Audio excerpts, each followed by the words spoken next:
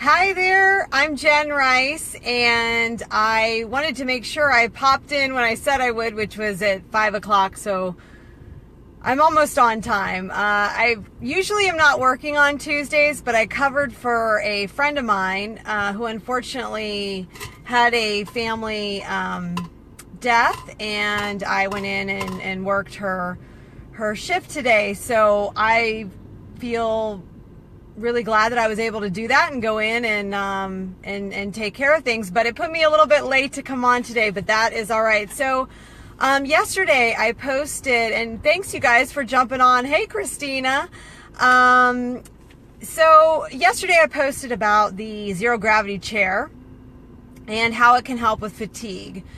So I was reading from the sleep specialist. She was saying that if you can get your knees above, towards your belly, and obviously you'd be on your back, or at least in the zero gravity chair, your knees would be higher than really your heart. It releases your lower back, and when we release our lower back, it relaxes our shoulders and our upper back, which is really great. So if you don't have a zero gravity chair, which I posted that picture yesterday, you can also just lay on the old-fashioned floor or a mat or a carpet and bring your knees to your chest. And when you bring your knees up, you release your lower back. So, hey, Michelle, thanks for jumping on. So I also want to answer, and we're going to get to this shortly, Sarah's question about snacks. Sarah messaged me, she private messaged me, I am hungry all the time. What snacks are you eating? And, just kind of one of my suggestions on snacks. Sarah does have an autoimmune condition, and she's had it since she was a very young person. So it's not a new thing, but she's been trying the anti-inflammatory eating habits, and she's still very hungry all the time, and she's a very lean person anyway. So I wanted to share with her my snacks, so I figured I'd share with you guys too. But let's go real quick. So we know that we can release some of this fatigue by laying back and sort of relaxing on the floor with our knees to chest, right? Other things we can do is deep breathe for 1 minute, 2 in, 4 out. I had to do this often today, I will tell you, because they were working me out today. Like I said, I was 2 in, 4 out. I had to do a little bit a minute here and there. It's better than in the old me. The old me would grab something sweet and tasty to eat, or I would go to the break room and get into someone's high carb snack, or I would put on a pot of coffee and caffeine up for the rest of the day. So there are lots of triggers that happen, when we start to feel fatigue, and caffeine, believe it or not, is not the answer. It's not a great remedy. Of course, obviously if something happens and you have to be up all night, you're going to have to do what you have to do. But in regular everyday life, we should be avoiding the caffeine, right? So deep breath, often if you need to, but at least for 1 minute at a time. Second thing is taking a 10-minute walk. So I did this yesterday. Sometimes middle of the afternoon, I start to feel, and I don't know if you guys have ever felt this way, but you kind of get this lull in your energy. And that's when for me, I wanted to go eat a donut or something like that, or take a nap, right? So instead of those two things, I get up and I say, it's time to take a walk. So go for a walk and try to walk about 10 minutes, right? And you'll feel much better. Third thing, super easy, is chewing mint gum. I did not know that chewing mint gum would stimulate anything, but there's actually been studies done by different folks and different researchers that chewing mint gum can help you combat fatigue. It also is good for anxiety and depression. I wish I'd known this 20 years ago. But mint gum, I'm not a perpetual gum chewer. It's hard. It was always hard for me to be chewing gum at work. It just wasn't necessarily the place to be chewing gum, I guess. Not to say that there probably aren't, healthcare providers that chew gum all day. It was just something I was kind of trained not to do, and so I just got away from it. So, but now I'm thinking chewing mint gum may be a great idea, especially for a little while if you're feeling that fatigue mid-afternoon or throughout the day. So mint gum. And then the last thing, or the last couple things, of course I'm going to say drink more water, because the more water you drink, the more that's going to combat fatigue. The more hydrated we are, the less fatigue we're going to have. So water, we'll just throw that in there as like 0.4.5, because 0.5, as usual, we're going to food. We're going to diet, what we should be eating, what we shouldn't be eating. So we're talking fresh fruits. If you can bring a banana with you to work. I actually did that today and had a banana. We want to do lean proteins, whole grains, and complex carbohydrates. So we're never going to say all carbs are bad. I know Michelle's popped on here too, and we're really trying to emphasize that complex carbohydrates are what we're trying to eat. We're just not eating the refined sugars, the white flours, putting those aside and not doing those anymore, right?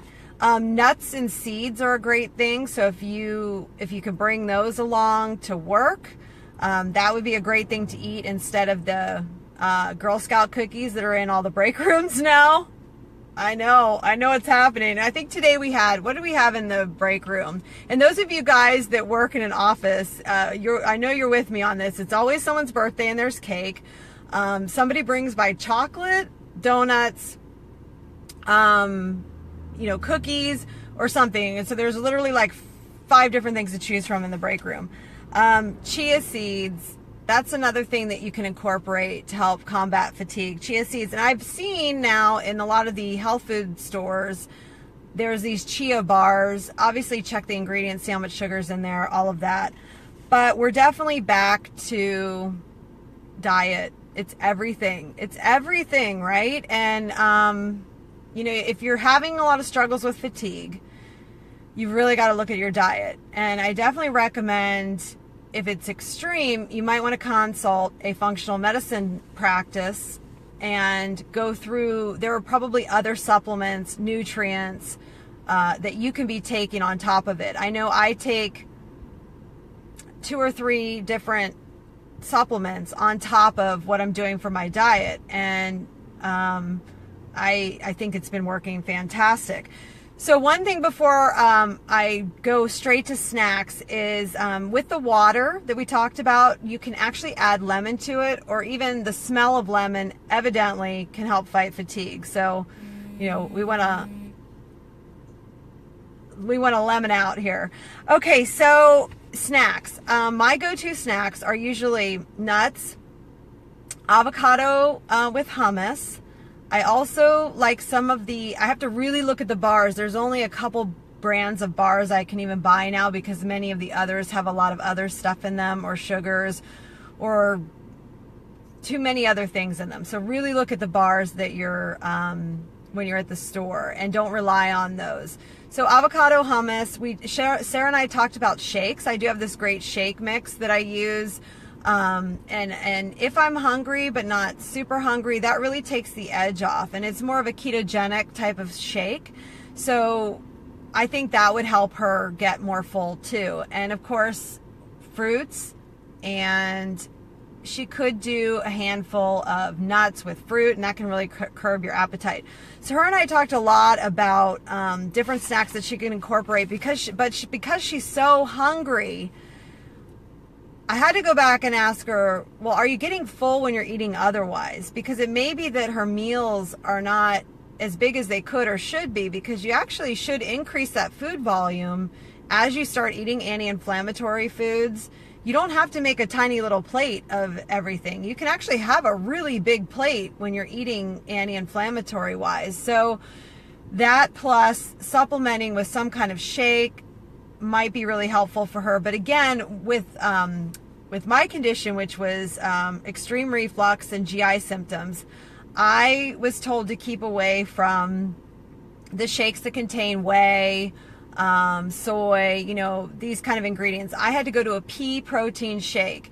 And Sarah asked me, Okay, like where do I find pea protein? Well, fortunately, there are companies coming on board and using the pea protein. You can find it in. I found some when we were evacuated from Irma in Whole Foods. I think some of those type of grocery stores will have this option, and certainly you can look online too.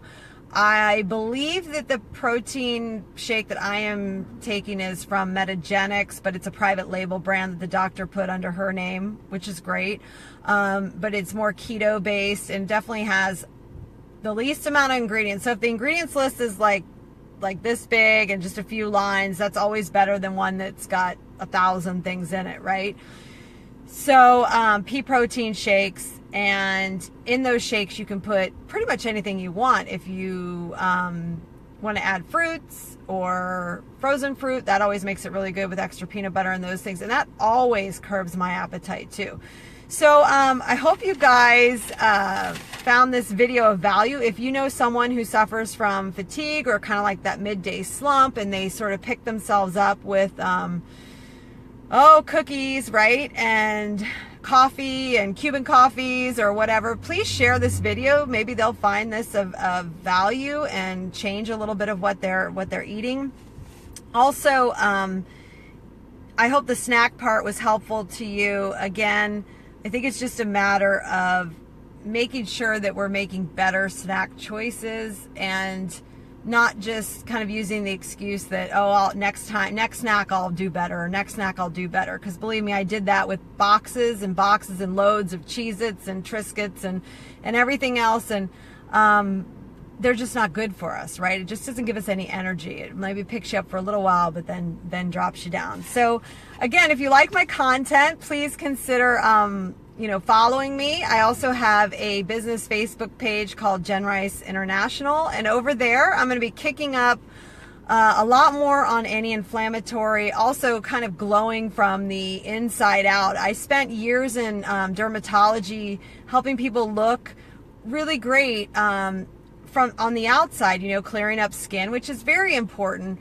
But I think one thing I missed along my